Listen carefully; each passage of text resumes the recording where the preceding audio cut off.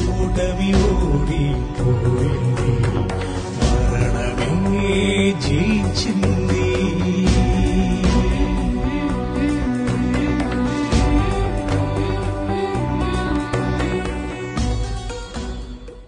యేసుక్రీస్తు నామములో మీ అందరికీ శుభములు తెలియపరుస్తున్నాను. Praise the Lord. మీరందరూ బాగున్నారా? దేవుడి కృపను బట్టి మీరు బాగుండాలని, దేవుని సన్నిధిలో నానాటికి ఎదుగుతూ, అభిషేకించబడుతూ, ఆత్మతో నింపబడుతూ లోతైన అనుభవానికి వెళ్ళాలని దేవుని సన్నిధిలో బహుభారంగా ప్రార్థన చేస్తున్నాను. ఈరోజు దేవుడు మనకిచ్చిన వాగ్దానం లూకాసు వార్త 11:13. దేవుని బిడ్డలారా, ఈరోజు యేసుక్రీస్తు మరణించిన తర్వాత 3 రోజుల తర్వాత యేసు పునరుద్ధానం పొందాడు. అలా పునరుద్ధానం పొందిన తర్వాత అక్కడ చూచిన విషయాల గురించి మీతో పంచుకోవాలని చెప్పి ఆశపడుతున్నాను. యోహాను సువార్త 20:7 చదువుతాం. నారబట్టలు పడి ఉండటయు, ఆయన తల రుమాలు నారబట్టల యొద్ద ఉండక వేరుగా ఒక చోట చుట్టబెట్టి ఉండటయు చూచెను. చూడండి, ఆయన తలకి చుట్టబడిన రుమాలు ఏదైతే ఉందో అది మడత పెట్టి అక్కడ ఉంచినట్టుగా మన పరిశుద్ధ గ్రంథంలో చూస్తున్నాం. దేవుని బిడ్డలారా, ఈ మడత పెట్టిన దీన్ని రుమాలని రాయబడలేదు, నాప్కిన్ అని రాయబడి ఉంది. దీని వెనకాల ఒక ఆత్మీయ అర్థం ఉంది. ఇశ్రాయేల్ ప్రజలు ఏం చేస్తారంటే, భోజనం చేసిన తర్వాత వాళ్ళ చేతులు కడుక్కున్న తర్వాత ఈ మడత పెట్టిన నాప్కిన్ని తీసి ఆ చేతులు తుడుచుకొని వదిలేసి వెళ్ళిపోతారన్నమాట. అంటే అర్థం ఏంటి? ఆ మడత పెట్టి ఉంటే ఇంకా భోజనం అవ్వలేదని అర్థం. లేకపోతే ఒకవేళ మడత తీసేసి ఉంటే అర్థం ఏంటంటే భోజనం అయిపోయిందని అర్థం. సో ఇప్పుడు పేతురు చూసిన దృశ్యం ఏంటంటే, మడత పెట్టిన రుమాల్ని, హ్యాంకీని చూశాడు. అంటే ఇంకా పని ఆవలేదని అర్థం. యేసుక్రీస్తు సువార్తను ప్రారంభించాడు. అయితే ప్రారంభించబడిన సువార్త ఇంకా మన మధ్యలో ప్రసంగించబడుతుంది. ఇంకా పని అవలేదు. భోజనం అనేది దేన్ని సూచిస్తుందంటే దేవుని పనిని చూపిస్తుంది. యేసు ప్రభువు వారు భోజనాన్ని గురించి ఏమన్నాడు తెలుసా?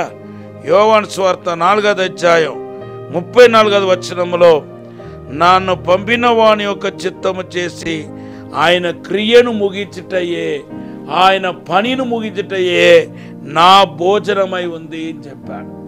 ఈ భోజనం ముగించబడిందా? లేదు.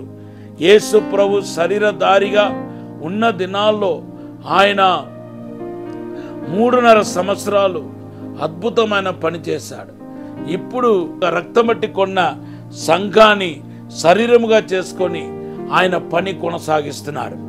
మార్కు సువార్త 16:15-20 చదివితే మరి విశ్వసించే వారి ద్వారా జరిగే సూచక్రియల గురించి రాయబడి ఉంది. ఇది వాస్తవానికి ఎవరు చేసేది? సాక్షాత్తుగా యేసు ప్రభు చేసేది. యేసు ప్రభు మన హృదయంలో ఉంటూ, హృదయంలో నివసిస్తూ ఆయన చేసిన కార్యాలే ఆ పరిశుద్ధ గ్రంథంలో రాయబడి ఉంది. అంతేకాదు, సర్వ సృష్టికి వెళ్ళి సువార్త ప్రకటించటం యేసు చేస్తున్నాడు. అయితే ఆయన ప్రత్యక్షంగా చేయట్లేదు, పరోక్షంగా మనలను ఆయన శరీరముగా ఎన్నుకొని ఈ శరీరం ద్వారా ఆయన సువార్త ప్రకటిస్తున్నాడు. రోగులను బాగు చేస్తున్నాడు. అవును, దెయ్యములను వెళ్ళగొడుతున్నాడు. ఇవన్నీ ఆ మార్కు సువార్త 16:15-20 రాయబడి ఉంది. రోమాపత్రిక 16:20 ఏమంటున్నాడు తెలుసా? శీఘ్రముగా మీ కాలు కింద సాతాను చితకు తొక్కించను అంటున్నాడు. మీ కాలంటే మన కాలని రాయబడి ఉంది. మన కాలంటే ఎవరి కాలు? యేసుక్రీస్తు యొక్క కాలు.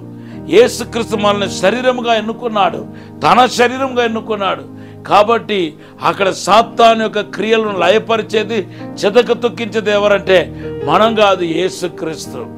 అవును దేవుని బిడ్డలారా, పాముల పైన తేలుపైన మీకు అధికారం ఇస్తున్నాను, ఏది ఎంత మాత్రం హాని చేయదన్నాడు లూకాసు వార్త 10:19. అది ఈరోజు కూడా జరుగుతున్నాయి. ఆ దినంలో మార్కు సువార్త 3:13 తనకిష్టమైన వారిని పిలిపించి వారికి దేవుడు తనతో పాటు ఉండటానికి, రోగులను బాగు చేయడానికి, దెయ్యాలు వెలగొట్టడానికి, ఆ సువార్త ప్రకటించడానికి దేవుడు వారికి ఆ పని అప్పచెప్పాడంట. ఇప్పుడు అదే పని దేవుడు యేసుప్రభువు వారు మన ద్వారా జరిగిస్తున్నాడు. ఈరోజు ఈ సత్యాన్ని గ్రహిస్తే ఇంకా పని ఆవలేదు, దేవుడి పని ఇంకా ముగించబడలేదు. ఇంకా సర్వసృష్టికి వెళ్ళి మన సువార్త ప్రకటించాలి. యేసుప్రభు రాకడ అతి సమీపంగా ఉంది. యేసు త్వరగా రాబోతున్నాడు. ఈ దినాల్లో మన సువార్త ప్రకటించి అనేక మందిని ప్రభు చెంతకు నడిపించును గాక. ఆమేన్.